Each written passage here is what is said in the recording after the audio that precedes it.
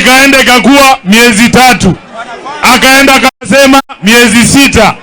Juzi Mudavadi ametuambia mungoje miaka 2. Huyo Mudavadi mkimwangalia anaweza kaa miaka 2 kabla hajakula. Vile unaona hiyo mwili anaweza. Kama unajua huwezi kungoja miaka 2, beba mkono juu akuone.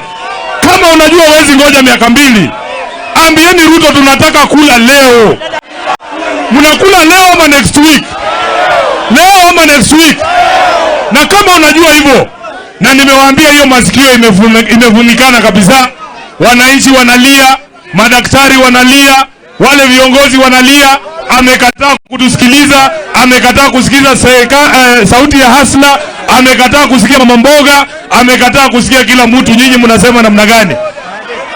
Mnasema namna gani? Sasa wacha niwaambie, nataka mdosi wangu akikuja hapa, baba ako karibu, nataka baba akikuja hapa nyinyi wenyewe mumwambie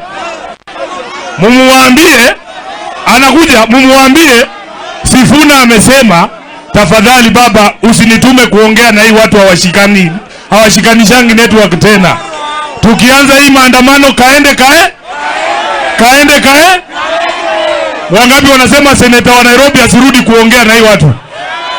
Watu wa Nairobi, Mheshimiwa Martha, hao ndio wadosi wangu, wamesema msinitume kuongea na hii watu. Mimi kuanzia leo sivai suti tena. Hii ndio mavazi rasmi ya maandamano. Kiatu yangu ndio hii, nilipewa sare na vijana. Tuingie kwa barabara.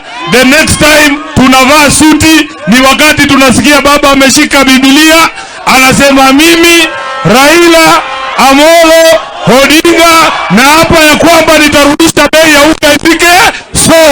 Asante sana. Karibu.